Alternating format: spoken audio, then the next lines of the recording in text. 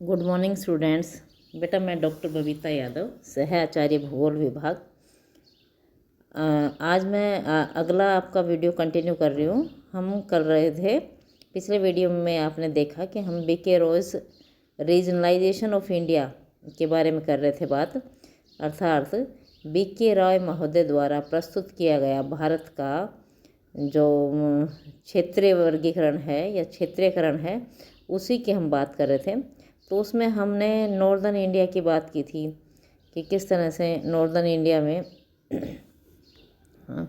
कैसे कैसे अलग अलग डिवाइड किया है। तो हम बता रहे थे कि उन्होंने बीके राय महोदय ने फिजियोग्राफी को लेकर भारत का वर्गीकरण किया है और उसमें उन्होंने सबसे पहले मैसो रीजन, फिर मैक्रो रीजन, फिर मैसो और उसके बाद माइक्रो रीजन्स 3 भागों में डिवाइड किया है। बृहद प्रदेश, फिर लघु प्रदेश और सूक्ष्म प्रदेशों में उन्होंने बांटा है। हिंदी के का जैसे 4 भागों में मुख्य वर्गीकरण मैसो रीजन्स हैं, मैक्रो रीजन हैं। उसके बाद पुनः उसको डिवाइड किया है और उनको 1 2 3 पॉइंट दिए हैं। पुनः उसका तीसरी टाइम माइक्रो रीजन्स में डिवाइड किया है, उन्हें भी 1 2 3 पॉइंट मिले हैं। तो इस प्रकार से आज हम दूसरा वर्गीकरण प्रस्तुत करने जा रहे हैं और वो वर्गीकरण है विशाल मैदान का। कि ये विशाल मैदान कौन सा विशाल मैदान, इसमें हम पहले में अपन ने किया था हिमालय पर्वत की पहाड़ियों के बारे में, और उसमें अपन ने किया था कि हिमालय पर्वतमाला को कितने भागों में बांटा गया है।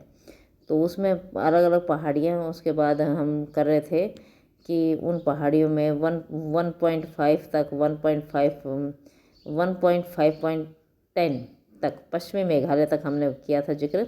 आज हम करेंगे विशाल मैदान का वर्गीकरण। तो विशाल मैदान में मानवीय सेकेंद्रण की दृष्टि से ये सबसे महत्वपूर्ण क्षेत्र है और इसमें क्या है कि बहुत ज़्यादा पॉपुलेशन पाई जाती है बेटा, सबसे ज़्यादा थिक पॉपुलेटेड बसा हुआ एरिया है, इसलिए ये ज़्यादा महत्वपूर्ण है। और ये जो विशाल मैदान है ये पश्चिमी राजस्थान से अपने शुरू होता है, अर्थात मरुस्थलीय एरिया से ही शुरू होके पश्चिमी राजस्थान, पंजाब, हरियाणा और उत्तर प्रदेश, फिर बिहार, बंगाल से होता हुआ और ब्रह्मपुत्र घाटी तक फैल गया है। तो इस प्रकार से ये नदियों द्वारा बनाया गया विशाल मैदान है और ये नदियों के तलछट से बना है और बहुत ज़्यादा समतल मैदान है, बहुत उपजाऊ मैदान है, सबसे ज़्यादा थिक पॉपुलेटेड एरिया ये कवर करता है। तो ये जो एरिया है ओवरऑल अगर हम बात कहें तो हम कहेंगे कि पूर्वी भाग की ओर ये प्रदेश अधिक ऊंचा है।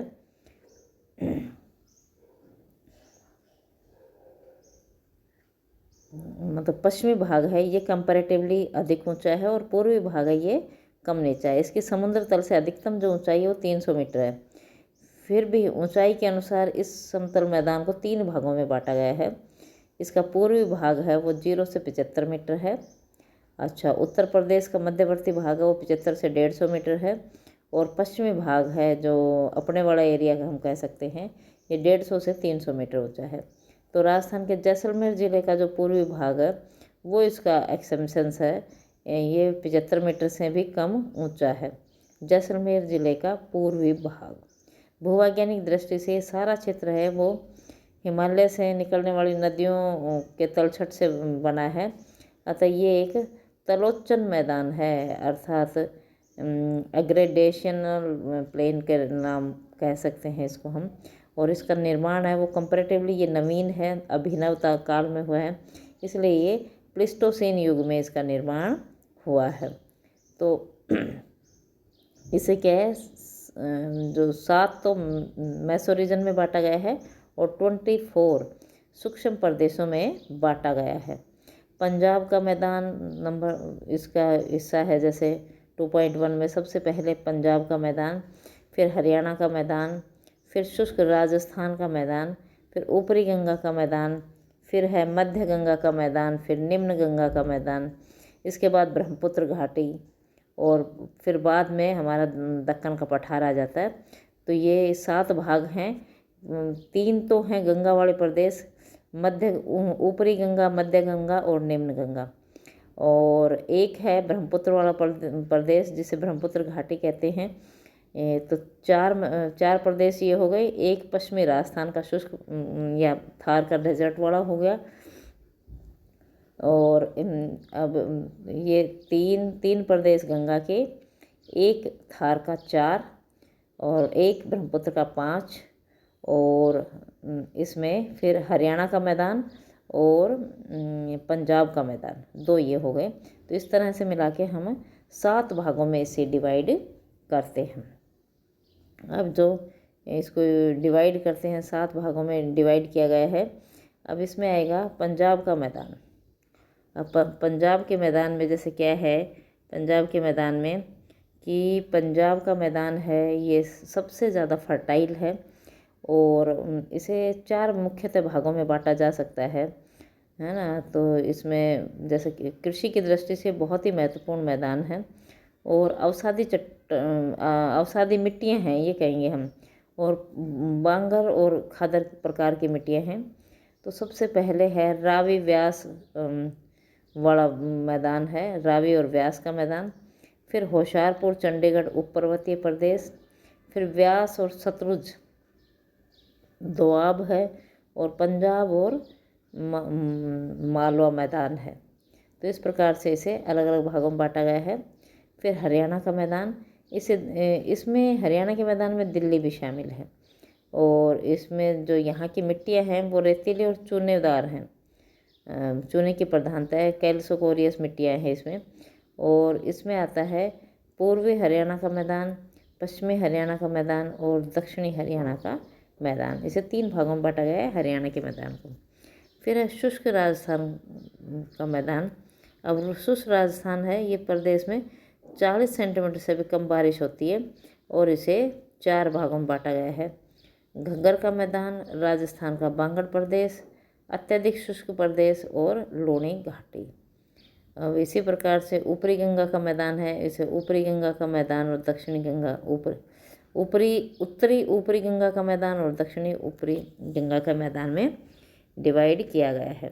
मध्यवर्ती गंगा है, इसे भी मध्यवर्ती गंगा का मैदान पश्चिमी और मध्यवर्ती गंगा का मैदान पूर्वी भागों में डिवाइड है। इसी प्रकार से निचला गंगा का मैदान है। इस निचले गंगा के मैदान में कौन कौन सा है निचली गंगा में? उत्तरी बिहार का मैदान, दक्षिणी बिहार का मैदान है ना। और इसी प्रकार से जैसे उत्तरी बिहार का मैदान, दक्षिणी बिहार का मैदान और बरिंड ट्रैक्ट कहते हैं, और मोरीबंद डेल्टा कहते हैं, शुद्ध डेल्टा या प्रॉपर डेल्टा, और राड मैदान भी कहते हैं। ब्रह्मपुत्र घाटी को भी 3 भागों में बांटा गया है, पश्चिमी ब्रह्मपुत्र घाटी, मध्यवर्ती ब्रह्मपुत्र घाटी और पूर्वी ब्रह्मपुत्र घाटी। तो इस प्रकार से हम कह सकते हैं कि ये अलग अलग भागों में बांटे गए हैं।